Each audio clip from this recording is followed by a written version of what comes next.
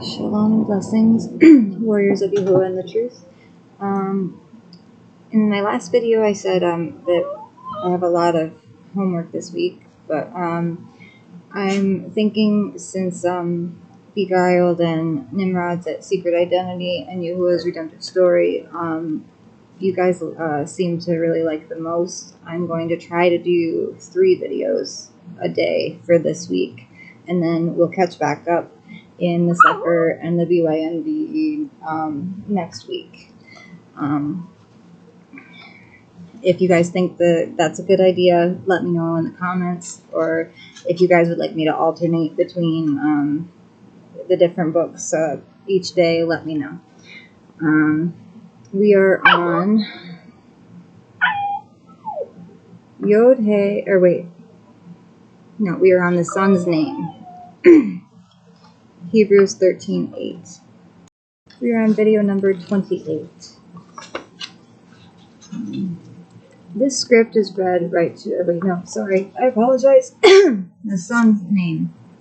Hebrews 13:8 tells us that Yahusha is the same yesterday, today, and forever. So do we really believe that he has changed his name from Hebrew to a Greco-Roman English name? I mean, that sounds ridiculous, doesn't it? Of course not. And we learn from Philippians 2:9 that his name is above every name. Would that include his father's name? No, it wouldn't, and here's why. Again, Exodus 23:21 tells us that the Father's name is in his Son. The Father and his Son share the shortened poetic name Yah. Acts 4:12 tells us there is no other name by which we can be delivered. That name in true Hebrew is YOD-HAY-UAU-SHIN-AYIN, Yahusha. This script is read right to left. Notice that the first 3 vowel letters are exactly the same as the Father's name, Yahu. Next we have the letter Shin, which is sh, and finally the Ayin, which is sometimes silent or represented by a rough breathing sound in the back of the throat.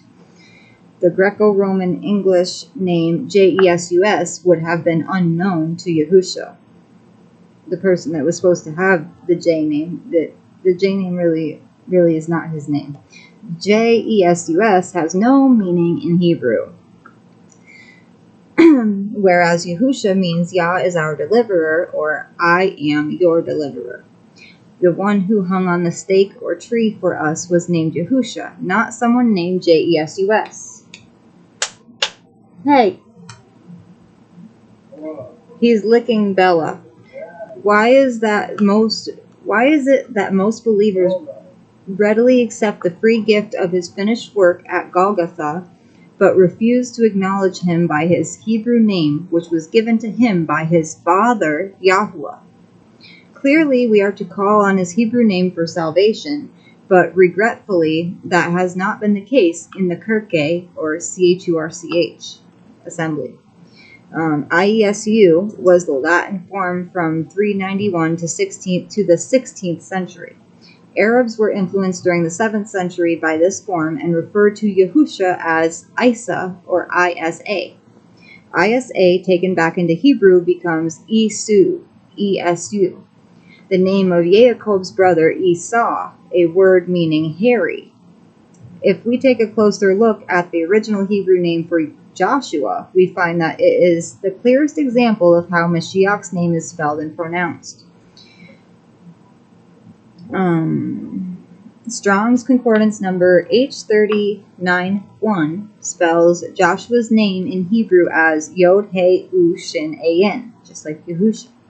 This is exactly how we spell Yahusha's name today. Some add another UAU, U, after the shin, which is perfectly acceptable. Compare Yerusha at 2 Malachi 15:33. Here's something very enlightening. If we look up the name Jesus in Strong's Concordance number G2424, it is sounded out as Easus, which refers us back to Joshua in Strong's Concordance number H3091, YAHUSHA. For further proof, we go to Acts 7:45, where we find the name Joshua in our English scriptures. But what's amazing is that it is the exact same number in Strong's Concordance number G2424, which is used for the name Jesus. Names are always transliterated from the source language to the target language by their sounds. Names have meanings, but it is not proper to translate them. Like, say you went to another country, would somebody call you by a different name? No, but it might sound a little bit different because of their accent, but no, your name doesn't change no matter where you are in the world. So why would our Creator's name be changed? In short, names are transliterated by the sound of each letter, no matter what the alphabets used may be. Just as our own name in English will always sound the same, no matter what foreign alphabet it may encounter. What do we do with the alternative spellings, such as Yeshua, Yeshua, or Yahshua? Some claim that Yeshua or Yeshua is the shortened Aramaic form for his name. Others declare that Yeshua is a form of Yeshu, an unscriptural acronym for Yahusha's name, and stands for Yamak Shmo Yuzikro, meaning may his name be blotted out. So we can see why this would be a name that the enemy would like us to use, because every time we speak Yeshua, we are in essence declaring that his name be blotted out. The form Yahshua leaves out the U, the UAU, which is the vowel letter sound U, O-O. 2 Timothy 2:15 tells us we are to rightly divide the word of truth. So what has been hidden or whispered in secret is now being shouted from the rooftops. We learn at Acts 9:15 that Shaul or Paul was to bear Yahusha's name before the nations. It is impossible for Paul to have declared the Greco-Roman English name Jesus. Shaul declared the name of Yahusha, and as his body, so must we. Shaul was sent to arrest and kill those who called upon the true name. Following his own conversion to the truth of the name by Yahusha himself. He used it boldly and was stoned several times for it. They wouldn't have stoned him if he had used the name of error we have inherited. In conclusion, we must make a choice. How long do we waver between two opinions? Like the scripture that says, be ye not double-minded. If Yahuwah is Elohim, then we serve him. If Baal, L-O-R-D, is Elohim, serve him. Do we call our Creator and his Son by unreal names and common titles, which rabbinical Judaism and Christianity have traditionally deceived us with? Or do we return to the ancient Paleo-Hebrew written by the finger of Yahuwah? If Scripture is the final authority in our lives, then the answer is very clear. Scripture reveals Yahuwah and Yahusha's correct identity through the Paleo-Hebrew names. And it's upon this foundation that we must stand firmly. Yahusha revealed that he is Al Shaddai at Revelation 1:8, explaining the mysterious use of the identity marker, Aleph Tau, throughout the Tanakh. Yahuwah is one, and he became flesh and dwelled among us in the form of a man. The name is the key of knowledge which has been withheld from us, and it will unlock the revealed word to any who accept it, giving understanding and wisdom to the simple. Yahusha to the simple. I thought it sounded like I said symbol, but it's simple. Okay, Yahusha has revealed his identity through the Aleph Tau revelation. The very idea there is a key validates that there is something to be unlocked. That would be the Besorah, the message of Yahusha. He said he would be with us, and only one being is capable of being in more than one place at once. Now you know who the Father is and who the Son is. The book is his message to all mankind, to teach us how to love him and love one another. That's a lesson that our neighbors should learn. My apologies. The message of love. The Besorah is the message given to prophets selected by the Creator being Yahuwah to all mankind. This message is both a record of specific events and a revelation of the plan of redemption and restoration.